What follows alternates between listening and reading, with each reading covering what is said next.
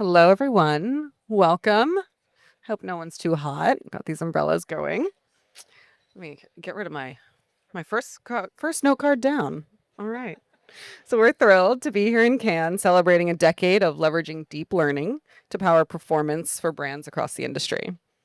So the evolution of technology and industry always starts with a conversation. So today, I'm excited to share the stage with Amy Lund, VP Marketing Communications at Gallo, and Marcy Greenberger, Chief Investment Officer at to talk about how they're leveraging AI with intention and redefining what innovation looks like. So, ladies, before we get started, anything you want to add? Introduce yourselves more? I don't know. Just grateful to be here and thank you all for coming, and we'll make this as casual and fun as we can. Yeah, maybe Well, we'll. she said. We're kicking off the week. It's everyone's first panel. We're easing in, easing in. All right. So I'll start with you, Amy. You've led teams across nearly every function at Gallo. How do you empower them to take risks and lean into innovation? That's a wonderful question, and I think a lot about it. I think as a leader for me, and I've been in lots of different places within Gallo over my 20 plus years, is curiosity. How do you make sure that people are curious and not becoming complacent? And innovation comes in all shapes and sizes.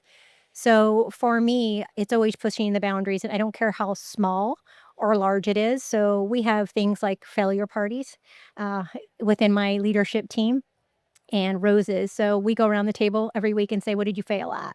So that makes me understand what are they pushing, what are they not pushing, and then we talk about our roses, which is our win, and the hope is to have a bouquet at the end of the week. So and making people a little bit vulnerable, because if we're not failing, that means we're getting complacent, we're not trying things. The other thing I really think is important is that the team, when they are trying to tackle a problem, large or small, writes out what the opportunity statement is. It makes it easier to innovate it, and it gives freedom in a framework.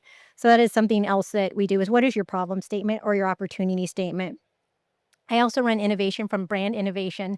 So lots of failures there. So we're innovating all of our 7 top brands or 10 top brands, 7 of them are new brands within this last 7 years. So you have to keep innovating and testing and learning. And only 20% on a good day are good ideas that actually make it into more than, 3 markets. So I think it's just continuing to make sure that people feel comfortable in a safe place and psychologically safe to fail. I love that. I'm going to use the failure parties. Love that. I know. I'm going to steal that too. I love that. Marcy, anything to add? Oversee massive media investments. How are you letting your teams kind of lean into that risk and innovation? Yeah. For me, innovation and bold thinking is really critical to the job, and it's something that I don't know if I'm known for, but I'm definitely somebody who wants to challenge the status quo. And I think bold thinking though isn't really different or mutually exclusive with smart decision making. And I think one of the things that's really important is not innovating for innovation's sake, but having a reason for doing it. And I think thinking about Gallo specifically and some of the ways that we might think about it and challenge there is, one of their current challenges is just that younger audiences and consumers are not drinking as much alcoholic beverages anymore. And so as we think about how to change that dynamic or how to get more audiences and new drinkers into the category, um, it's not just about finding shiny new objects, but when we think of something innovative, it's asking the question, how is this going to solve that challenge? What is the insight that makes us think that this is going to resonate with this younger audience? Why do we think it's going to move the needle? Are there historical proof points from, something we've done similarly, or, has this ever been executed before and somebody has, some experience to share, but really making sure that there's a reason, a rationale, and some sort of way to build confidence that this likely is going to drive an outcome. And I think also just in terms of how I sort of encourage it is that we also celebrate it and reward it. And it's something that I do hold my teams accountable to when I'm doing their reviews every year or setting their goals for the year is how can you push the boundaries and what are 2 new things that you can bring to the table? And to your point, you don't have to have succeeded in executing them or even in selling it through, but you did the work to put that sell together and bring it to the table, which I think is half the battle. Right. Value in and of itself, just seeing how they think and all of that. Yeah. Great. Well, we've talked about innovation, and we're on a deep learning yacht. So I have to ask, how are you leaning into AI today? We use AI. The obvious one is productivity, so which is probably undertapped, but productivity is number one for us, and I think we're just starting to get our training wheels on that. Our tech stack matters on what you can get from productivity, and we have a long way to go at Gallo. We're also doing our own knowledge center, so we can have our own really chat GPT internally, which has been a great learning for us, and it also protects our IP. And we want to make sure we've got some strict IP rules, obviously, within the company, so our competitors can't pick it up. We also do a tremendous amount in creative, primarily with Adobe and other, from a copy perspective as well. So we use it quite a bit there. We do a tremendous amount with our sales and learning how our competition sets a store and a store shelf. So there's a lot of things that you can do there just from going in and scanning. And our most recent endeavor, which I'm very excited about, is briefs. So using AI to write our briefs and writing good briefs and having AI give us feedback on when a brief isn't good, especially coming from some of the brand owners, different levels or junior marketers, writing a good brief is important and using AI to unleash that. Marcy, what about you? So productivity, I would also say, is the number one way that we're using it internally. It's helping us synthesize data, synthesize information, not necessarily briefs, but where we have a lot of disparate information. How can we use that to distill it all into one, document or deliverable so that we can, just save some time that way. And also, like I said, synthesizing data and helping us come up with smart conclusions and maybe smarter conclusions than we had before.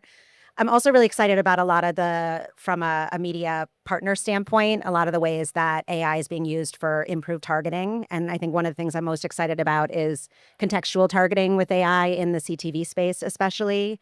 And then the ability to align the creative message with that environment, and not just at a show level, but at a scene level. I think there's some really unique things that are coming out and new capabilities from partners this year that we're excited about. Oh, we love that. But sticking on the partner thing for a moment, how are you cutting through the noise? There's a lot of buzz. Everyone's saying they're doing AI, but how are you really evaluating partners and understanding who truly is different? Mm-hmm. I can take this one first. One of the things, so at our positioning is full color media, and it's all about, a lot of people think of marketing and business as black and white. And for us, there's a lot of nuance. And if you're really emphasizing AI too much, then you're losing that nuance. And so while we see the value in AI, it's important that we also layer in sort of the human element to that. And one of the things that can be a benefit, but also a barrier with AI, is that it has a tendency to identify consistent patterns. And if we're using AI and it's identifying patterns that are the same patterns that our competition is using. So if I'm Barefoot Wine and I find a pattern, but it's the same pattern that one of my other wine competitors is doing, that's not really helping to differentiate us. So we're identifying and really leaning into the partners that can help us differentiate through AI and find those differentiated patterns that can help us break through category norms and really set our brands apart, versus the ones that are going to just sort of force us into a sea of sameness and doing the same thing as everyone else is. Yeah, that's a great point. Amy, anything to add to that, or we can jump to our next one? So for me, it's really about kind of the tenure of the partnership. So, and then having somebody do a demo, you can tell right away. So for Gallo, it's having the right partnerships, because everybody's coming out of the woodwork right now saying that they have AI capability and they've been doing it for years. So trust them. It feels a little bit like programmatic, a black box for me. I'm not going to lie. So, when the great thing about is they're transparent about where they think that they have, significant prowess in that area and where they have opportunity. And I think that transparency is very important for us. So it doesn't feel like a black box. And then this isn't a plug to Cognitiv, but Jenny did a little demo, and you can tell by the demo that they clearly have the expertise behind the scenes to do it. And this is just not a flavor of the month for them. So I think that's important. And I think it's why you come to these type of events, is who's been really doing it and who can really talk to it and demonstrate it at a value add, because it doesn't take away critical thinking at the end of the day. So different type of partnership, but why did Gallo choose as your strategic partner? What does that look like? Oh, we're a pain in the ass. That's why. I'm just kidding. Sorry. was, so we came from, buying media, disparate media across all of our business units, to how do we really, combine it together and scale it in a more efficient way, knowing that we have complex business units. So, and, lots of different decision makers. So has the ability to take that complexity and help you find the ways to scale it. but in a meaningful way. So, when you don't have enough spend to do something truly innovative, how do you do it that you're going to unlock that value that Marcy talked about? So that was key for us. The second one is what I really love about is the trust and transparency. In the first 2 years of any relationship, it's, you learn a lot about each other. And the relationships, they've kept key people on our account that are really important, that you build that trust and transparency because it has to be a win-win at the end of the day. And that to me, I don't think so much it matters what agency you go to, but the relationships and the people you have on your account are really important. So I appreciate that about them as well. And then innovation, knowing when to bring an idea to us. It is bigger than we normally would have done. We ask for innovation a lot, but when they get in front of us, we go, oh, we don't really have the money to do that. Oh, thanks. No, thanks, Marcy, but that was really strategic. But they've gotten used to us now to know when we're going to bite and when we're not going to bite, and they're listening to our business challenges. Yeah, I think I want to build on the trust and transparency because I think that's been one of the best parts of the relationship. I think when you pitch a new piece of business and when a company awards a new piece of business, you don't really know what it's going to be like working together. And I think from an agency standpoint, you don't really know exactly how the client wants to work and what their expectations are. And that's something you have to learn over time. And I think we did have a bigger learning curve at the beginning, but you gave us a lot of grace to falter and make some mistakes, but gave us time to really learn that. And I think over time, we've come to a really great place of We had failure and pity parties, but we came out strong. we did. But yeah, I think we have a great rhythm now. And to your point, when now things don't, well, I think the trust and transparency of being honest with each other about the things that were and weren't working. And now also that while I think we've made so many great strides and do have a great rhythm, there's still some moments when we can pick up the phone and just say, you know what, that could have been better, or here's what we need from you. And the ability to do that and trust each other, I think has been just amazing. Yeah, I think that's overlooked sometimes in business. People often just want to say yes to everything or have the shiny new object, but being able to take that step back and be like, it's not going to work. It's not the best idea. Let's pivot. And I think is getting comfortable. They have been the last few years telling us no, which is important, really important. Well, now you can build that bouquet of roses after you've had your pity party. All right, I'm sticking on the partnership and collaboration theme, but two of my favorite things, Amy, making Gallo the official wine sponsor of the NFL with Barefoot Wines. That's a great example of pushing the boundaries and collaborating with the right partner. How did you get there? Who brought that idea? What was that like? Well, I'm really proud of our partnership with the NFL.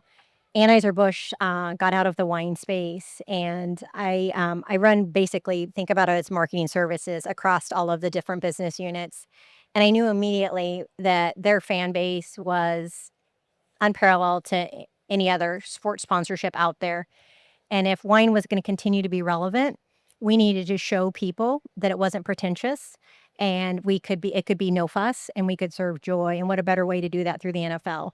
So we jumped on the opportunity, and then I went and sold it to the business units to say basically, hey, we've got to go start recruiting new consumers, and this is a great way to do it. So we were really pragmatic about it, and we focused on one brand to start. So we have the rights to over 30 brands, but let's get really clear on one brand that's easy and sessionable to treat newcomers into wine, show them that there are new occasions. It's not just at your dinner table, because the dinner table occasion has gone away, and we have tons of headwinds. Cannabis obviously has impacted our business. Things that you wouldn't expect, like GLP-1s coming out of, Zen, like things we wouldn't have, online gambling.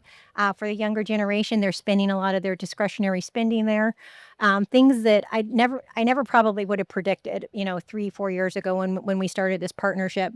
So we focused on one brand that was very sessionable and started to talk about how do you use it differently in sports moments through tailgating. You can drink it with ice. You can drink it in a solo cup. You can pair it with pizza. And then we did sponsorships and partnerships with, kind of culturally relevant things like Mama Kelsey at the time. And we got the Taylor Swift moment there. It was serendipitous. So we leaned into those moments about finding the right partners and influencers to do the 360 around it, and then leveraged our media partner to amplify all of that very quickly when that was happening. And it's been a huge success. I think we've recruited over 4.5 million new consumers into the category through the partnership, and we've raised our sales velocity over 7%. So, and now we're starting to introduce a few new wines, thinking about how do you recruit the Hispanic consumer into the space, and then because they're a huge NFL fan, they're actually a fanatical fan. So how do you start to tap into that the more than the casual fan? So we've got a lot of upside still coming through the partnership.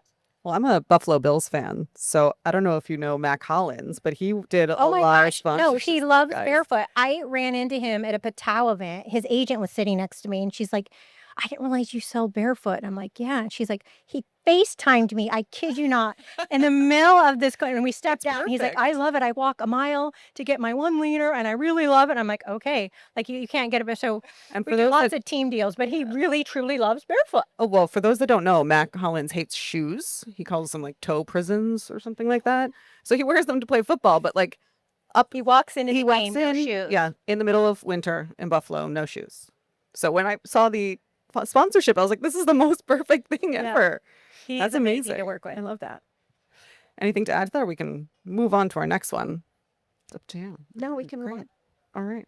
Well, we've talked a lot about building culture, creating those safe spaces. What advice would you give other leaders who are looking to kind of build that within their own teams? I do think celebrating and rewarding new and different thinking. Again, I think it's less about how successful are you at it, but really encouraging people to feel comfortable and safe with bringing ideas. Again, I think a lot of it is leading by example. And I'm known to throw out a lot of wacky ideas. You can talk to anyone on my team. But I think that hopefully gives people the confidence to also come with their wacky ideas and know that it's possible one of them might stick. So I do think that that's a big part of it. And that's also how I learned, I think, is leading through example or being led by example. So that's a big part of it. I want to hear some of these wacky ideas. Maybe not right now, but another time. Amy, anything to add? Yeah, I think perseverance. So, celebrating those failures always is important, but not giving up. So when you know I have a good idea and it's hard, it's probably really good. So keep grinding at it and then know when to put it on the shelf. But sometimes the innovation comes from something you never even planned for. So I think perseverance is key. I also I pick a project every year that I'm passionate about because we're all in the people business at the end of the day and leading large teams. So I always encourage my team to fill their cup outside of work, whatever it is, to spawn their motivation and their innovation. And I do the same thing. And so I pick a project every year that is complex for me and a new learning. And I have a lot of failures. So I share those failures with them. Like, I bombed this, you guys, or I thought this. My hypotheses were really wrong. So leading by example is great, but I think sharing my failures in front of my boss, in front of my team, has been really, really powerful because it takes out the hierarchy and the levels, chains of command, which I think unlocks another layer of innovation and kind of communication style across your organization.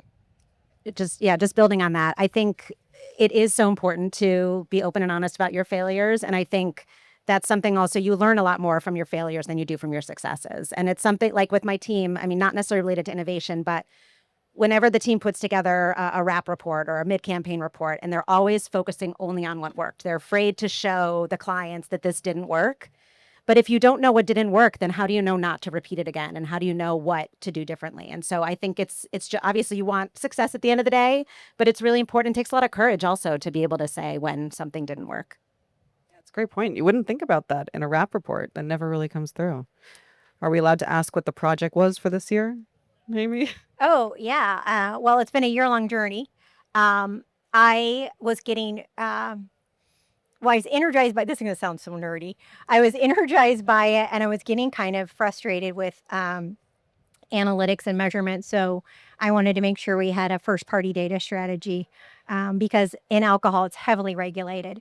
So how do we leverage our partnerships like Barstool Sports to garner first-party data? How do we use the NFL's data to start doing it? And I went and built a charter and a first-party data strategy for the organization and then rolled it out. And I had to influence a lot of people who knew nothing about the power of first-party data and how we needed to invest in it for the long term. So I made tons of mistakes along the way as I was learning. I had to solicit a ton of help outside of work, so kind of check my own ego and learn. And I'm proud to say it launched into a full scale. I think most of the executives now understand first, second, third-party data and how you unlock that value. So when they're out making partnership deals, that we're making sure that we're leveraging, capturing the data, and sharing. So, I mean, I love Dave Portnoy some days. He's my like second part-time job, but if he's going to sell our merch, like I want some of that data, buddy. I want some of that data. So, making sure that we're not having missed opportunities out there. I thought you were going to say needle pointing or something like that. No. Sorry. Very, very ambitious. A little different. All right. I think we're going to wrap up with our last question, if you'll have it. But in celebration of our decade of deep learning, we're closing every panel with the same question. So sticking with the theme of 10, what do you see as being the most underrated opportunity or advancement impacting marketers in the next 10 months? Not quite a year, only 10 months.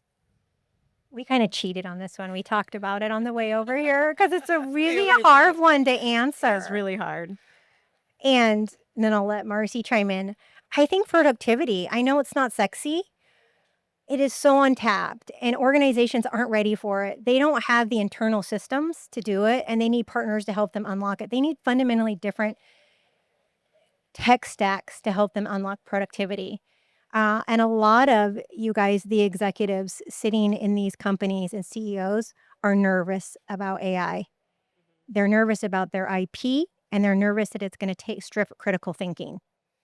So how do you unlock productivity to show them the value of it, and make sure that you have the critical thinking? I know it's not sexy, but there is so much runway there. I think in the next 2 years, I'm going to push it. That's just untapped. And and then I also think, a lot of the social listening, and how do you capture that, especially from a brand perspective? How do I tested this. So one of our new brands coming out is targeting younger white males. So we went on Grok to see how they talk. How do they speak to each other? Because I need consumer empathy. And it was really eye-opening for me. I don't know that language or speak that language. And so instead of doing a focus group, we went about it a different way, and very quick and very turnkey, with tools that were, at our fingertips. This was a really hard question. And I thought through a couple different answers. I struggled a little bit with the sort of underrated, and I'm going to, I guess, spin it to maybe unpopular opinion. But I thought, I think, kind of follow me on this. When you had the idea of 10 months, I thought, well, what's 10 months from now? And that's around Newfront's timing. And I think that there's an opportunity to revisit the way that Newfronts work. And just knowing that Cognitiv is a digital company, I thought this was appropriate. But just, I don't know that the current model of the Newfronts works in the way it is today. It's also like there's so much now blurring of the lines between the Newfronts and the upfronts. And I think there's a much more of an opportunity to have more of a curated sort of client-first approach to that. I like what some companies are doing that is a little bit more one-on-one, high touch, a little bit more catered to their needs versus these sort of larger dog and pony shows that at the end of the day, it's hard to really get a takeaway from it. So do with that what you will. But I think, again, maybe 10 months from now, the landscape could look a little bit different. That's why she's my partner.